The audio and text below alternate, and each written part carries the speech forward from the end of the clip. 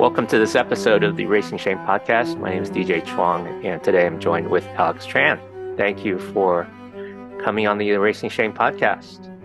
Yeah, thanks for having me. I'm glad to be here. Well, I really wanted to have a conversation with you because you are one of the young adults in your 20s or 30s. How old are you now? I will be 32 this December, so I am a Oh, young adult. well, happy birthday. And you just showed so much enthusiasm with how you live out your faith in the marketplace. And I thought that would be a great story to share here on Erasing Shame because you Okay. experienced life as an Asian American and you're not afraid to talk about it. And you've actually really want to give back to the community. And so we just wanted to explore a conversation of how faith shows up in the workplace Hmm. and how that's led you into becoming a life coach. Yeah. Where do you So want? let's start with what you've done in the corporate world because I've lived all my adult life in the nonprofit space. So what's it been like working in the corporate world and being an Asian American? Yeah, I'll even go before that to give some context. I am an only child. I grew up with two Vietnamese immigrant parents. So as being an only child, there's obviously a lot of pressure that comes with it. Like you gotta get a great job, make a lot of money, and a big focus on security. So actually, growing up, my parents wanted me, which made me want it, to be a doctor or engineer. Come college, took some courses, and I found out that I really don't like this as much as I realized. I took some science classes, specifically physics, and I just thought, I don't want to do this for the rest of my life. I'm not willing to endure all this. So I actually switched to business, went down that route, and then started off my career in tech. So I've been working in the tech industry for pretty much after college until now, working for startups and also Fortune 500 companies, public companies and private companies as well. So my role is my job title has been a customer success manager, which is essentially helping corporations and businesses get the most out of the product that we use and to make sure that they renew and just buy more. So I'm primarily in a revenue based role. Um, so where faith has showed up, I feel like faith has been super important in the corporate space where there are so many non-Jesus followers out there that we are called to be salt and light. So whenever there's opportunities to mention faith or even to share the gospel, I just take it. Obviously, I'm not. It's not always natural to do that, and there's obviously fear to it as well, being the minority in there, but I feel like we are called to be salt and light. I have so many stories of just sharing faith and people coming back to faith as well, just all across the many years of working. And also being an Asian American, I feel like a minority, but also at the same time I'm not. In tech companies, there's a lot of Asians, so I do feel like I'm in good company, but at the same time, in the role that I'm in, it's primarily not Asian, so it's primarily white. So I do feel subconscious about that sometimes, especially earlier in my career. But now that I've worked for many years, I just feel like I just fit in, and that has to do with the company culture, the team culture, and everything like that. Um, so yeah, so now I still work in tech, but most recently I also started a life coaching business helping Asians with emotional and mental health to bring them more healing and wholeness. We can get into all that, but that's essentially where I am now. Well, that's a fantastic run through and overview of what we can like double click and drill down into Yeah, in your work and faith journey. yeah. And I've noticed, I went to seminary 30 years ago, and back then, most of the conversation was very focused on theology and spirituality. Mm, And then out of left field, it feels like then work started showing up and how we show up as faithful Christians and Christ followers in the workplace. So you mentioned you have a whole bunch of stories to share. Let's take some time to hear one or two of those stories of when you noticed an opportunity to share about your faith, because it's not like you can pass out tracts or Bible verses while you're working on projects. When did you notice those opportunities, and how would you navigate introducing Jesus into how that makes a difference in your life? yeah, I'll share three quick examples from the beginning, middle, and present day of my career. Um, so in the beginning, when I was starting my career, there was a lady who worked. It doesn't matter what her job title was, but the important part to know was that I noticed that she was going through some personal struggles and pains in her life, and her husband had was going through cancer, and so Mm, my ears just perked up because I feel like Jesus wants us to pay attention to the pain that's going on around us and just, uh, mhm, I don't want to say take advantage of it, but be there to minister and to love people. So mhm, that decided to develop this relationship with this lady, just to know her story, check in on how she's doing with her husband, mhm, how she's feeling, and then eventually we got close enough to a point where we started talking about faith. And I brought up my faith as well, and she brought up where she was coming from, in that she felt far from God. She wasn't really plugged into her church for quite a while. But after just having conversations plus this life event, long story short, she did come back to faith, and I started mm, to just help her a bit more, like going to church with her, sending her mhm, Bible verses, and just kind of discipling her as well as she's mhm, through this struggle in her life. So, mm, I haven't talked to her since, but where we left off was that she was active in her faith, and her husband mm, unfortunately passed away. But I felt like that brought her closer to faith as well, and closer to Jesus. And yeah, seems like where we left off, she's doing great despite the circumstances, and she's close to God.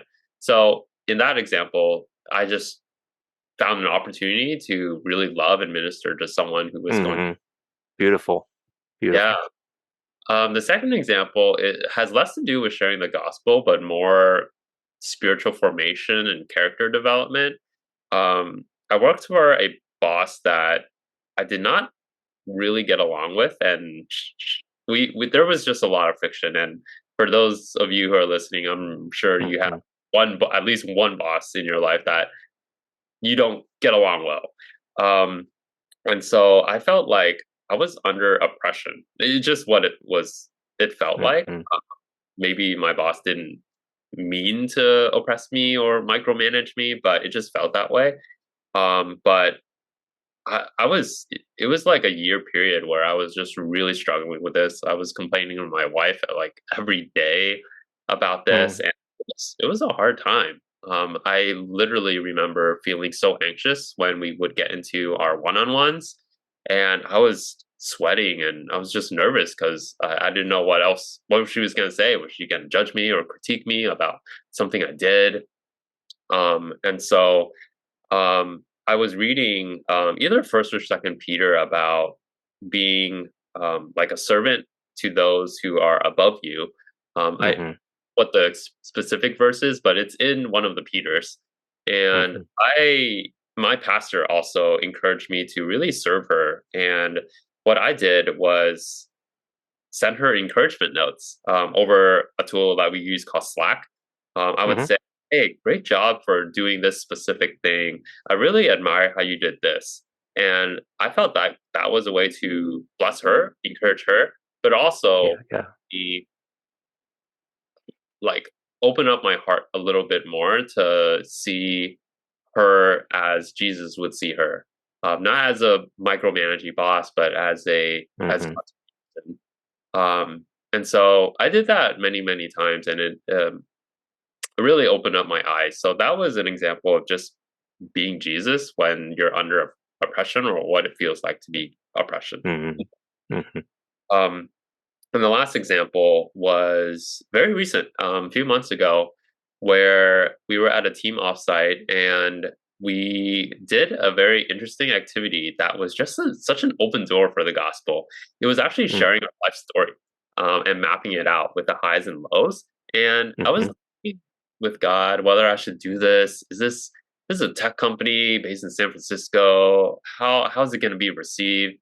And I just said, well, there's not really going to be opportunity like this again. So I'm going to just go all in and share my story and incorporate Jesus into there as well as respectfully as possible. Just sharing, Mhm. because your testimony cannot be argued because it is your experience. And so yeah, I just walked through my story with my team and shared about Jesus and how much of a difference he's made in my life. And it was definitely a step of faith. And I wish I could say that it was like a revival that happened in the boardroom, but I think for me it just strengthened my faith more, and I'm sure it planted seeds in their minds in some. Yeah. Yeah, Yeah. That's fantastic. Alex, you've inspired me every time I've connected with you, and it's hard to bring Jesus with you into the workplace, even yeah, as he works and lives in us. And sometimes it's easier for us to just suppress our faith and hide it. It's easier for us to not show up as Asian American and just hide it and blend in. But mm, yet, when we bring all of ourselves, we actually contribute more to the workplace, yeah, and we don't feel that tension, which is part of what shame is. Shame is hiding. And mm, so when we can show up, we can be the light in the darkness. We can actually contribute more to what work would want from us. yeah, And there's a misnomer in work that it's just about task, yet we're human beings and we bring our emotions and our mental wellness and our faith. And so when you say that part of your journey as you worked in the corporate place and now you're being stepping out by faith to be a life coach, you want to address dimensions of emotional and mental wellness. So describe how God led you to this new journey. I mean, it's exciting and yeah. probably scary and mixed emotions and all that. Yeah, yeah, definitely, definitely. So, um, the story actually started in 2013 when I gave my life to Jesus, Mm, and I always had a heart to shepherd people and to pastor people. Maybe not in the formal pastor way, but just caring for people, understanding where they are, where they were, and helping them along in life in general. So it that started in 2013. Um, so right before I graduated from college, I was debating whether to go into seminary or be an intern at a church, mm, even interning at Saddleback Church, where uh, I used to go and DJ currently goes. mm, And I, yeah, I was just praying to God and just discerning, and I felt like God wanted me to be in the marketplace. At that time, He didn't want me to go to a church, but He wanted me to reach people who don't know Jesus and who would never step into a church. So I decided to go the corporate route, but I still had this inkling in my mind to somehow be a shepherd or pastor people. I just didn't know exactly what it looked like. And so mhm, in about 2015, 2016, I went on my own healing journey. So I hired a life coach. She's a fantastic Christian, on fire, very spirit led woman. And I looked mm, up to her a lot. And so she had a background in business as well as an entrepreneur. And also, she's a coach, kind of similar to me at this time. And so I thought her experience was very, very cool. And mhm, I pretty much hired her, and she's been my coach for the last from 2016, 2015 up until 2023. Um, some seasons we would see each other more frequently, but other seasons were good, so we didn't see each other that much. But that was really where my journey of coaching and counseling started, was receiving it. Mm, mhm, And in between them, those years, just had a lot of mentors pour into me, pastors pour into me. So all that just to help me in my healing journey. And then this year, I decided that, okay, I really want to do this. I've gotten a lot of value from coaching and I've received a lot of healing, wholeness, and hope out of it. And it just brought so much clarity to my life that, hey, if it's helped me so much, then how much more will it help others?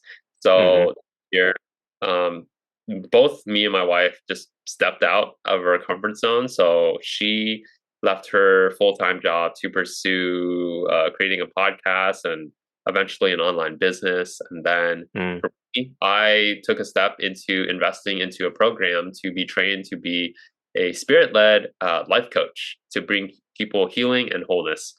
And also how to build a business out of it as well. mm, So yeah, fast forward to today, I still feel like I have this calling to help people be set free, to have healing and wholeness. And I was also talking with God to see who do you want me to serve? Like you don't want me to serve just everyone, right? But maybe to hone down on a specific target group. And I landed on Asians. But I really serve everyone, and you don't have to be Asian to come work with mhm, me. But I feel like from marketing standpoint, that's kind of like my niche. But mm, hey, if you're like white or some other ethnicity, hey, I am happy to see how I can help. And I chose Asians because I feel like, as you know, DJ, mental health is not talked about growing up as an Asian, and mhm, there's a lot of shame around it. And I feel like many Asians aren't aware of what they're missing, or even if they need help. A lot of it is just on my own strength. Let me just get through this. Let me figure it out. Don't reveal your emotions. That was kind of the narrative that runs through a lot of Asian families, including mine. mhm, So I really want to break the stigma of getting help, and that mm, health is super important. Mental, emotional, spiritual health, they're all holistically integrated, but mhm, it's important to get help. And I want to help people reveal the places that they're not maybe not as whole. And I want to speak into that. I want to help in that as well. So yeah, I just have a heart for that. I know God's given me gifts and talents to do that. And a lot of my clients have said that, oh, I have a gift, which is validation for me. Um, mhm. so yeah, that's pretty much my journey to where I am. Well, let's spend some time and really unpack that because as I've heard about life coaches offering their services in the past 10 years or so, Yeah. so much of it is focused on setting goals and personal development and Mm, sharpening your skills and competencies in the workplace because life coaching often, yeah. primarily is presented as here's how you can do better in work and earn more money. Mm, And I'm old enough to be around when the internet was just dawning onto the horizon and the Asian American spaces that we connected with people on was places like Zanga and Asian Avenue. And so mm, much of the conversation was just about jobs and yeah. advancing in our career and earning more money. Sure. And and yet you're saying in life coaching, there's so much more that we have to explore and experience healing in when it comes to mental and emotional well-being. How in the world does that make a difference in someone's work? Yeah, that's a great question. A lot of coaching, you're right. A lot of coaching is, in general, is very future focused and goal oriented. Like, get this job.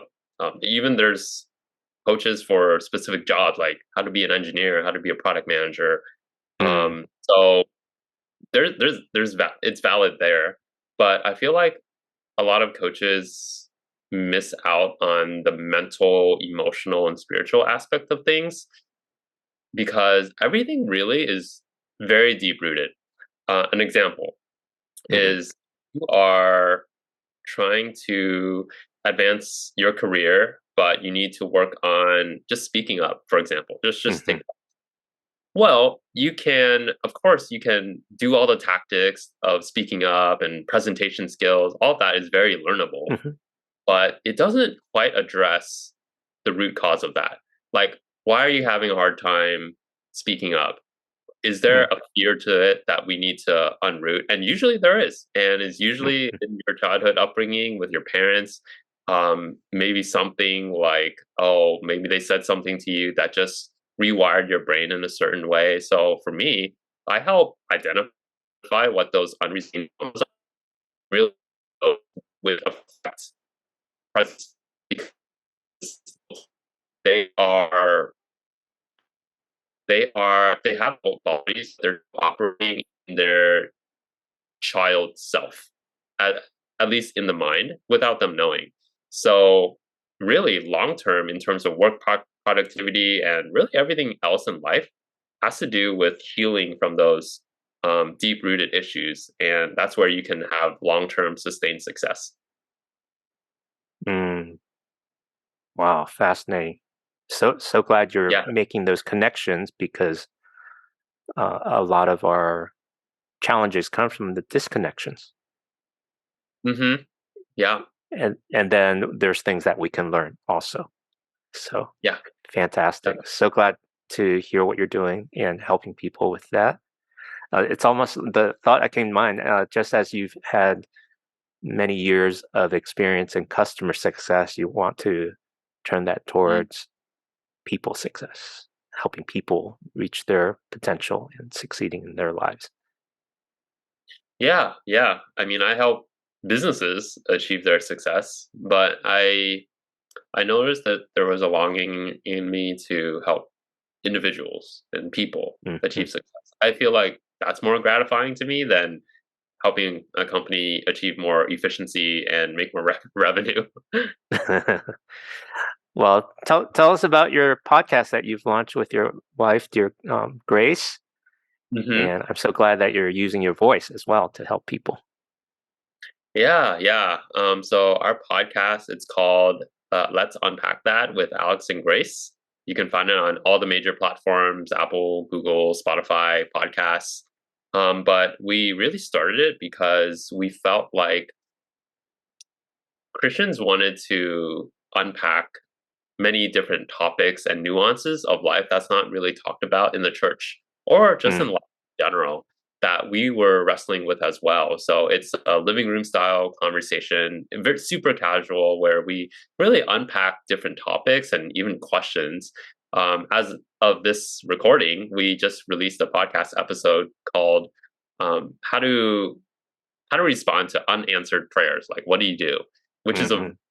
very common, right? I'm sure many of us can relate to unanswered prayers, but we dive into many other topics as well, like financial freedom. How do Christians think about that? Or how do you overcome emotional hurdles, or even LGBTQ, which was one topic that we got a lot of traction on. But things like that, we explore a wide range of topics on there. So we just wanted to digitally disciple the next generation. We target mainly millennials and sometimes Gen Z, but really anyone can listen to it. So yeah, just find us there on any major platform. Fantastic. Well, Alex, it's been a real joy to connect with you again and to share your story with uh, those of those of us that watch and listen to the Erasing Shame podcast. And of course, we'll add links in the show notes at erasingshame.com. But for those that are just listening while they're doing laundry or washing dishes or on their commute, go ahead and share your URL for your website for life coaching and your URL for your podcast so they can have a seat of that and remember to subscribe and connect with you. Yeah. I mean, you can reach out to me on Instagram or TikTok. My handle is at Reach Alex Tran. So Reach REACH Alex ALEX Tran TRAN.